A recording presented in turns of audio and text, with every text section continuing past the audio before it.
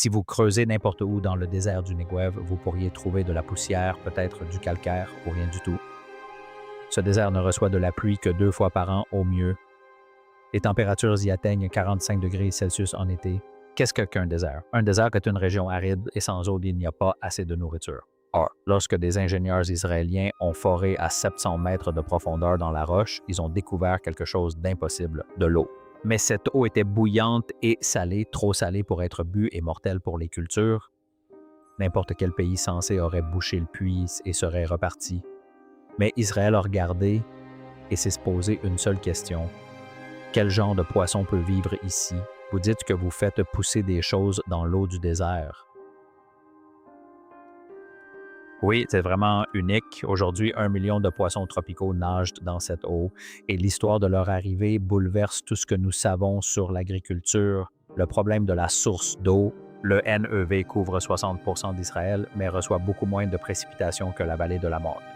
Pendant la majeure partie de l'histoire humaine, personne n'y a vécu de façon permanente car on ne peut cultiver ce qu'on ne peut irriguer. En 1973, si le géologue Iraï Izar étudiait les formations souterraines lorsque son équipe, en forant du grès, a découvert de l'eau. La foreuse a traversé 700 mètres de croûte terrestre et atteint l'aquifère nubien. Lorsqu'ils ont retiré la foreuse, l'eau a jailli du sol. La pression artésienne était si intense que l'eau a jailli spontanément, sans aucun pompage. Un puits auto-alimenté, alimenté uniquement par la pression souterraine. Cette eau était présente sous terre depuis bien avant la découverte du feu par l'homme. Les géologues la qualifient d'eau fossile car, tombée sous forme de pluie lorsque le Sahara était verdoyant, elle s'est retrouvée piégée dans la roche poreuse suite au changement climatique. Elle repose là, dans l'obscurité totale et sous une pression écrasante depuis 20 à 40 ans, depuis la dernière période glaciaire lorsque le Sahara était une prairie. Ce que je souligne souvent et qui mérite d'être répété, c'est à quel point le monde était différent durant la période glaciaire. Le désert du Sahara était vert. La pression était si intense que lorsque le forage a créé une ouverture, l'eau a jailli à la surface sans aucune pompe. Aujourd'hui, l'aquifère nubien s'étend sous 4 pays, l'Égypte, la Libye, le Tchad et le Soudan, couvrant plus de 770 miles², environ 200 km². Il s'agit de l'une des plus importantes réserves d'eau souterraines au monde, contenant environ 120 miles³, environ 300 km³ d'air. C'est suffisant pour remplir le lac supérieur 40 fois. La partie israélienne constitue l'extrémité nord de cet immense aquifère souterrain qui s'étend sous le Negev et dans la péninsule du Sinaï. Israël avait découvert un océan sous le désert. Sauf que cet océan présentait 2 problèmes qui rendaient son eau totalement inutilisable. Premièrement, la température. Le noyau terrestre réchauffe tout ce qui se trouve à proximité. À 700 mètres de profondeur, l'énergie géothermique maintient cette eau à une température constante de 37 à 40 degrés Celsius. C'est de la température du sang humain. On ne peut pas refroidir les cultures avec une telle eau.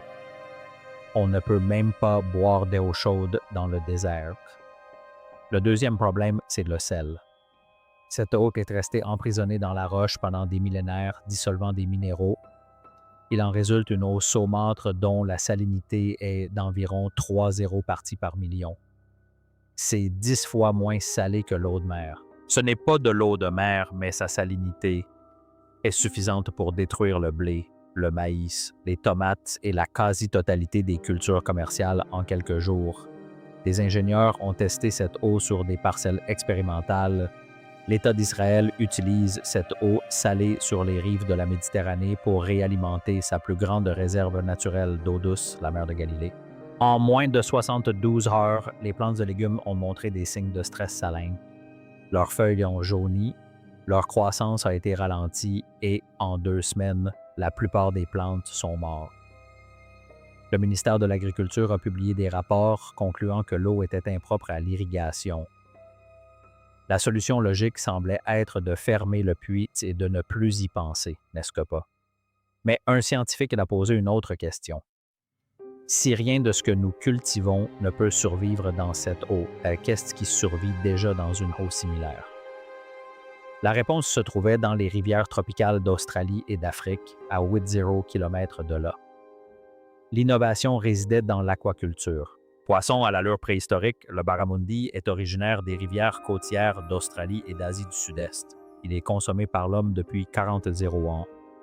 Dans son habitat naturel, il vit à l'embouchure des fleuves, là où l'eau douce se mélange à l'eau de mer, créant un milieu saumâtre. Ils se reproduisent en eau salée, puis migrent vers les rivières et leur organisme est adapté aux variations de salinité. Surtout, les barramundis sont tropicaux, ce qui signifie qu'ils prospèrent dans une eau dont la température se situe entre 26 et 34 degrés Celsius. De ce fait, que l'élevage du barramundi est quasiment impossible en Europe et en Amérique du Nord. Comment encourager une utilisation efficace de l'eau? L'eau s'accompagne d'eau usée. Que faire de ces eaux usées? En Haïvre, la température de l'eau extérieure descend en dessous du seuil de survie. Les pisciculteurs doivent alors installer des systèmes de chauffage qui consomment des quantités d'énergie considérables. En Europe du Nord, ils dépensent chaque année des dizaines de milliers d'euros pour maintenir une température tropicale pendant les 6 mois d'hiver. Au final, ce sont les consommateurs qui devraient en supporter le coût, ce qui rendrait le barramundi très cher. Des chercheurs israéliens ont également identifié le tilapia et le bar comme candidats potentiels. Elle peut tolérer une salinité allant jusqu'à 15 parties par million, soit 5 fois plus élevée que celle de l'eau du Engev.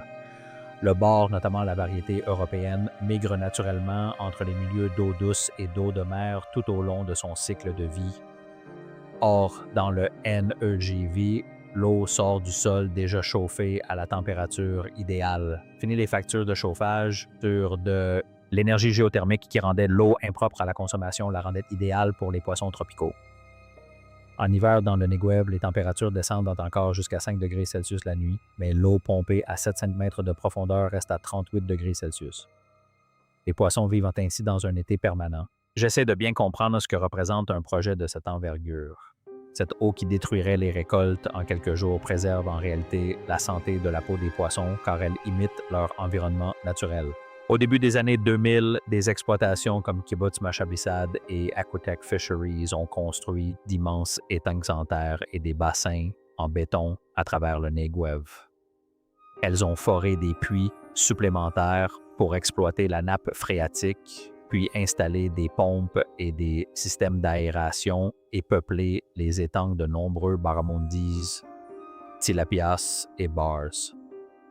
Les poissons se sont adaptés instantanément car ils se sentaient comme chez eux. En quelques mois, le désert est devenu l'une des zones d'aquaculture les plus productives d'Israël. L'activité s'est développée très rapidement. Kibbutz Machabisad exploite aujourd'hui des étangs couvrant 12 hectares. L'exploitation piscicole d'Aquitech s'est étendue sur 20 hectares et sa production dépasse les 800 tonnes par an. Un seul bassin d'une capacité de 1,00 litre peut subvenir aux besoins de l'élevage. Mais tout pisciculteur sait que maintenir les poissons en vie est la partie facile. La difficulté réside dans leur survie au sein de leurs propres déchets. Et c'est là que les choses ont commencé à se compliquer. Le problème des déchets piscicoles et les solutions. Quelques mois après le début de leur développement, les fermes aquacoles à bilan négatif se heurtent à un obstacle redouté de tous les pisciculteurs, l'accumulation des déchets. Un seul barramundi consomme quotidiennement environ 3% de son poids corporel. Dans un étang abritant 110 poissons et ingérant des tonnes d'aliments, le taux d'ammoniac grimpe en flèche. On retrouve le même composé dans les produits ménagers. À seulement 2 parties par million, ils brûlent les branchies, endommagent le système nerveux et tuent les poissons. Les étangs s'empoisonnaient d'eux-mêmes. Et voilà un autre problème. Les déchets des poissons contiennent de l'ammoniac et de l'azote, substances très toxiques pour leur survie. À des concentrations supérieures à 2 parties par million, cela brûle leurs branchies, endommage leur système nerveux et affaiblit leur système immunitaire. Les bactéries présentes dans l'eau transforment l'ammoniac en nitrite, également toxique, puis en nitrate. Historiquement, le traitement de l'ammoniac par des méthodes moins toxiques, mais tout de même problématiques à forte concentration, s'est avéré trop coûteux. Il en résulte que l'eau devient progressivement plus toxique pour les créatures qui y vivent. Les piscicultures traditionnelles résolvent ce problème de 2 manières. Première option, installer des systèmes de filtration mécanique et biologique. Ces systèmes font passer l'eau à travers des filtres à sable, des filtres BOF contenant des bactéries bénéfiques et parfois des stérilisateurs à ultraviolettes. Ils sont efficaces, mais assez coûteuses. Les pompes à elles seules consomment suffisamment d'électricité pour alimenter 50 foyers. Les coûts d'exploitation peuvent dépasser 30 à 50 $ par an, rien que pour la filtration et l'aération. La seconde option serait de rejeter les eaux usées. Cela paraît absurde, n'est-ce pas? Pourtant, les fermes piscicoles en mer de Norvège, du Chili et d'Écosse rejettent directement leurs eaux chargées de déchets dans l'océan. Elles se diluent dans l'eau, permettant ainsi la survie des poissons, mais l'impact environnemental est loin d'être négligeable. L'excès d'azote et de phosphore favorise la prolifération d'algues qui étouffent les écosystèmes marins. Dans le NGIV, aucune de ces options n'était envisageable. La filtration était beaucoup trop coûteuse pour une ferme utilisant de l'eau gratuite. Le rejet était impossible, car il n'y avait pas d'océan à proximité et l'eau dans le désert était trop précieuse pour être gaspillée. Les ingénieurs se retrouvaient avec des millions de litres d'eau chaude, salée et riche en ammoniac qui tueraient les poissons si elles n'étaient pas remplacées, mais qui étaient trop précieuses pour être jetées. C'est alors que quelqu'un, en observant l'ammoniac, a découvert quelque chose d'inédit, le système à double usage. La découverte est venue d'un point de vue inattendu. L'ammoniac est toxique pour les poissons, mais pour les plantes, c'est de l'azote, est l'élément nutritif le plus précieux pour leur croissance. Les agriculteurs du monde entier dépendent chaque année plus de 100 milliards de dollars sur un engrais azoté de synthèse produit dans des usines chimiques utilisant du gaz naturel. Le procédé Haber-Bosch, à lui seul, consomme environ 2 % de l'énergie mondiale. Les poissons ne produisaient pas de déchets. Ils produisaient un engrais organique riche en azote et ce gratuitement. L'ammoniac est composé d'un atome d'azote lié à 3 atomes d'hydrogène. Le nitrate est composé d'un atome d'azote lié à 3 atomes d'oxygène. Les plantes utilisent les deux formes. Les ingénieurs israéliens ont réalisé qu'ils n'avaient pas de problème de pollution. Ils étaient confrontés à un problème de répartition des ressources. À l'échelle mondiale, les agriculteurs dépensent plus de 100 milliards de dollars par an en engrais azotés de synthèse produits dans des usines chimiques utilisant du gaz naturel. Ce procédé, appelé Haber-Bosch, consomme 2 % de l'énergie mondiale. Or, les déchets de poissons constituent un engrais azoté naturel et gratuit. Les ingénieurs israéliens ont alors compris qu'ils n'avaient pas de problème de pollution. Ils étaient confrontés à un problème de répartition des ressources. Les poissons produisaient exactement ce dont les cultures avaient besoin, sous une forme directement assimilable. Le défi consistait à relier les deux systèmes sans nuire à aucun des deux, une opération particulièrement délicate. Aussi, au lieu de filtrer l'eau ou de la rejeter, ils ont installé des canalisations d'irrigation reliant directement les bassins piscicoles aux champs cultivés. L'eau, désormais plus fraîche grâce à la chaleur libérée par les poissons, s'écoulait des bassins vers les racines des oliviers et des palmiers dattiers plantés à proximité.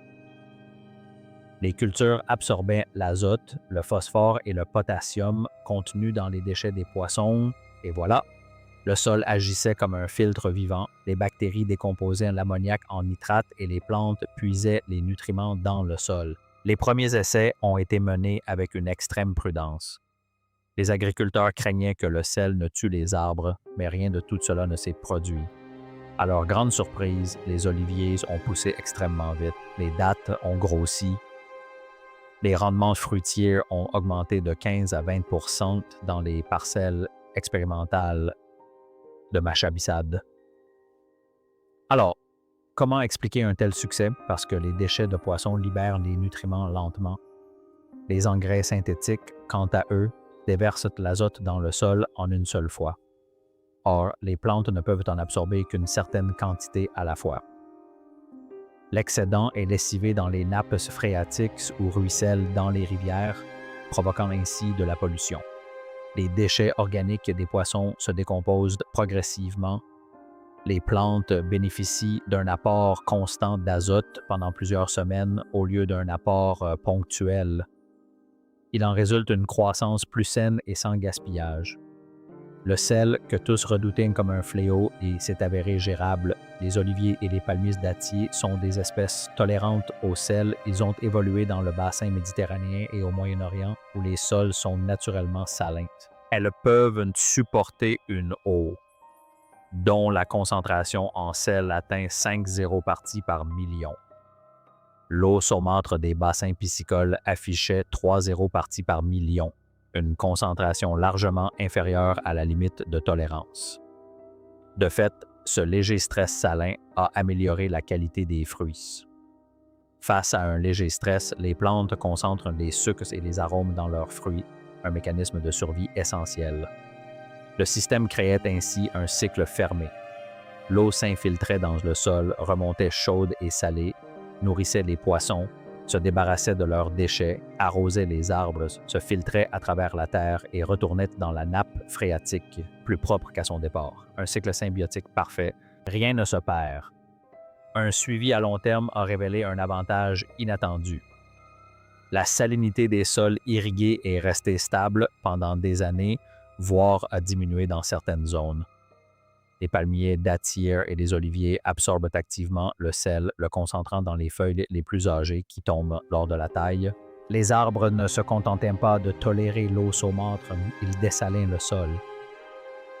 Ce système pourrait donc potentiellement réhabiliter les terres agricoles endommagées par le sel au Moyen-Orient et en Afrique du Nord, où des millions d'hectares restent stériles faute d'irrigation adéquate. Cependant, le bénéfice le plus surprenant n'était pas d'ordre biologique, mais financier. C'est l'économie qui a rendu cela possible. En Israël, l'eau coûte très cher. L'eau douce produite par les usines de dessalement coûte entre 60 et 70 centimes d'euros les 35 pieds cubes. Une simple parcelle de culture d'un hectare peut nécessiter 88 millions de gallons d'eau par an. À 70 centimes d'euros les 35 pieds cubes, cela représente la somme astronomique de $0 rien que pour l'eau. La plupart des cultures ne génèrent pas suffisamment de revenus pour couvrir de tels coûts. Une oliveraie typique rapporte entre 12,0 et 15,0 $ par an pour un hectare. Si la moitié de ses revenus est consacrée à l'irrigation avant même de couvrir les autres dépenses, les marges bénéficiaires s'évaporent. C'est pourquoi 60% du territoire israélien est désertique, mais l'agriculture conventionnelle y est minimale. Or, l'eau saumâtre de la nappe nubienne est quasiment gratuite. Le forage n'a représenté qu'une dépense ponctuelle engagée il y a plusieurs décennies. Voilà. Les pompes fonctionnent à l'électricité, mais la pression de l'eau est si élevée que les coûts de pompage sont minimes. Les agriculteurs paient environ 5 à 10 centimes par 35 pieds cubes. Cela représente une réduction de 90% par rapport à l'eau douce. Voici l'astuce. En utilisant l'eau 2 fois, le coût est partagé entre 2 secteurs. La pisciculture paie le pompage de l'eau, elle l'utilise, la réchauffe et la pollue. L'exploitation agricole, quant à elle, ne paie rien pour l'eau puisqu'elle est réutilisée. Elle bénéficie ainsi d'une irrigation et d'engrais gratuits. L'élevage piscicole y gagne car son coût en eau par kilo de poisson chute presque à zéro. L'exploitation agricole, quant à elle, y gagne car elle n'a plus besoin d'acheter à la fois de l'eau et des engrais. Le système élimine également les coûts d'élimination des déchets. Les élevages piscicoles traditionnels dépensent beaucoup plus d'argent pour traiter ou rejeter les eaux usées. Dans le Negev, ces eaux usées ont une valeur considérable. Les pisciculteurs n'ont pas à payer pour s'en débarrasser. Ils les vendent ou les échangent simplement avec les agriculteurs. Il en résulte une économie symbiotique harmonieuse où 2 secteurs qui seraient normalement concurrents pour l'eau la partagent désormais. Et cela fonctionne car aucun des 2 secteurs ne pourrait se permettre d'acheter l'eau seul. Ensemble, ils forment une équipe parfaitement complémentaire. Une pisciculture utilisant de l'eau douce à 0,7 centimes les 35 pieds cubes mettrait longtemps avant de faire faillite. De même, une oliveraie achetant des engrais synthétiques à 300 $ la tonne et de l'eau douce à 0,7 $ les 35 pieds cubes serait rapidement ruinée. En revanche, une pisciculture utilisant de l'eau saumâtre à 10 centimes le pied cube et une oliveraie bénéficiant d'eau et d'engrais gratuits peuvent toutes deux être rentables. C'est pourquoi ce système a suscité un vif intérêt. Aujourd'hui, plusieurs piscicultures du Negev produisent plus de 3,0 tonnes de poissons par an. Le poisson est exporté vers l'Europe, où le barramundi israélien est vendu dans les supermarchés en France, en Allemagne et au Royaume-Uni. Les olives et les dattes sont commercialisées sur les marchés nationaux et internationaux. Le barramundi israélien est désormais présent dans les supermarchés européens aux côtés des poissons d'Australie et d'Asie du Sud-Est. Les poissons d'élevage du désert sont moins vendus que les poissons de mer. Le Negev, malgré son statut de désert, ne produit pas de poissons. Cette région produit du poisson car c'est un désert. Les conditions climatiques qui rendent ce territoire hostile à l'agriculture conventionnelle, chaleur, sécheresse, sel, l'ont rendu idéal pour un système que l'agriculture conventionnelle ne pourrait jamais exploiter. Mais les implications de ce système vont bien au-delà du poisson et des dates. Personne n'avait anticipé cette équation carbone. L'agriculture est un système fortement émetteur de carbone. La production d'engrais synthétiques émet près de 500 millions de tonnes de CO2 par an et soit environ 1% des émissions mondiales. Le transport des engrais ajoute 5 millions de tonnes supplémentaires. Le pompage et le traitement de l'eau douce consomment énormément d'énergie. Le système NEGV élimine ces émissions à plusieurs niveaux. Il réduit les émissions de carbone à chaque étape. Zéro engrais synthétique signifie zéro émission liée à la production d'engrais. Zéro transport d'eau douce signifie zéro émission liée au pompage et au traitement. L'utilisation de la géothermie au lieu de chauffage électrique ou au gaz permet d'économiser l'équivalent de 200 tonnes de dioxyde de carbone par hectare d'étangs piscicoles chaque année. Mais ce n'est pas tout. L'élevage de poissons en mer ou en rivière perturbe les écosystèmes naturels. La pêche à la traîne de fond pour la farine de poisson, principal ingrédient de l'alimentation aquacole, détruit les habitats des fonds marines. En revanche, le système inverse utilise des bassins fermés. Rien ne s'échappe dans la nature. Aucun écosystème n'est perturbé. L'alimentation des poissons est de plus en plus composée de végétaux et en réduisant ainsi la dépendance à la farine de poisson sauvage. Certaines fermes utilisent désormais des aliments à base d'algues cultivées dans le bassin versant avec la même eau saumâtre. L'ensemble du système tend vers un fonctionnement en circuit fermé. Les intrants proviennent des flux de déchets et les extrants sont réinjectés dans le système. L'ensemble du système s'auto-alimente littéralement et rien ne se perd. Les palmiers, dattiers et les oliviers séquestrent le carbone par photosynthèse, le stockant dans leurs bois et leurs racines pendant des décennies. Une plantation de 10 hectares comptant un zéro arbre adulte peut absorber des dizaines de milliers de kilogrammes de carbone par an, compensant ainsi les émissions liées à l'exploitation. Un palmier dattier adulte absorbe environ 20 kg de dioxyde de carbone par an grâce à la photosynthèse, le stockant dans son bois, ses feuilles et ses racines. Un olivier en séquestre 30 kg par an. Une plantation de 10 hectares comptant un zéro arbre retire 30 tonnes de carbone de l'atmosphère chaque année. Ce carbone reste stocké dans les arbres pendant des décennies, compensant ainsi les émissions liées aux activités agricoles. En combinant les économies de carbone réalisées grâce à l'élimination des engrais synthétiques, la réduction du transport de l'eau, l'utilisation de l'énergie géothermique et le stockage du carbone dans les arbres, le système NEGV est non seulement neutre en carbone, mais aussi à bilan carbone négatif. Il retire de l'atmosphère plus de carbone qu'il n'en émette. Un système de production alimentaire qui régénère la planète au lieu de la détruire. D'autres pays arides ont suivi le mouvement. L'Égypte, qui a accès à la même nappe phréatique nubienne sous le désert occidental, a lancé des fermes piscicoles pilotes utilisant la technologie israélienne. L'Arabie saoudite, pays encore plus aride qu'Israël, a investi massivement dans des projets d'aquaculture intégrés dans le désert près de Riyad. Cette technologie, née à 700 mètres de profondeur dans un lieu que personne ne croyait possible sous le Néguev, se répandait dans tous les déserts de la planète. Israël a observé cette eau que tous jugeaient inutile, trop chaude, trop salée, trop profonde, et s'est posé une question essentielle. À quoi peut-elle bien servir? La solution des poissons tropicaux qui ont besoin de chaleur, des cultures tolérantes au sel et un système où les déchets d'un organisme deviennent la nourriture d'un autre. Ils n'ont pas combattu le désert ni tenté de le terraformer. Ils se sont demandé ce qu'ils pouvaient offrir de mieux que n'importe quel autre endroit. La leçon à tirer ne concerne ni les poissons ni l'eau, elle concerne les contraintes. La chaleur inutile permet d'économiser le chauffage, le sel mortel filtre les cultures qui peuvent prospérer, l'ammoniac toxique devient un engrais gratuit. Chaque problème s'est révélé un atout une fois la bonne combinaison trouvée. Face à l'assèchement des nappes phréatiques, à la dégradation des sols et au bouleversement climatique, la question n'est plus de savoir si nous pouvons préserver notre patrimoine, mais plutôt si nous pouvons entrevoir ce que nous n'avons pas encore imaginé. La vallée du Nord-Est, NEGV, a démontré que l'impossible n'est qu'un autre mot pour dire que personne n'a encore trouvé la bonne combinaison. 1 million de poissons nageant dans un désert prouvait que des possibilités existent même dans les situations les plus improbables.